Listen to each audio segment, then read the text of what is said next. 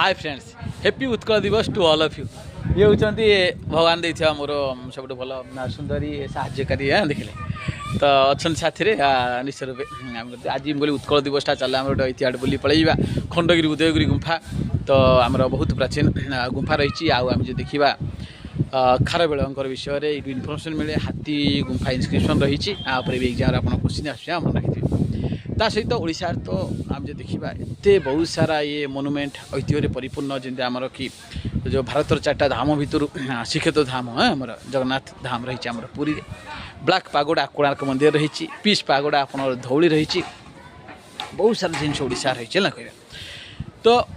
ओडिशा देख इमिति खाली खाली ओडिशा प्रदेश बनी जाए है ये बहुत संघर्ष रही मधुसूदन दास कथा कहवा जो ओडिया भाषा कहूँ सब ट्राक को एकाठी करके गोटे ओडिशा प्रदेश बनवा गोटे स्वप्न था 1903 भी सी उत्कल सम्मेलन बनई जहाँ जाकि आग को मान 33 वर्ष पर 1936 सफल होता सहित आम जो देखा कृष्णचंद्र गजपति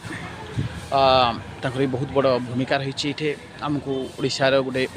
स्वतंत्र प्रदेश बनइबार तेणु आपको आम भूलवानी निश्चय रूपे समस्ते एंजॉय करवा और निश्चय रूपे गर्वित होगा जे आम ओडिया आम भाषा ओडिया आम माटी ओडिया सबुठू भारी बढ़िया आज दिन को आम सेलिब्रेट करवा समस्ते निश्चय रूपे कहया वंदे उत्कल जननी वंदे उत्कल जननी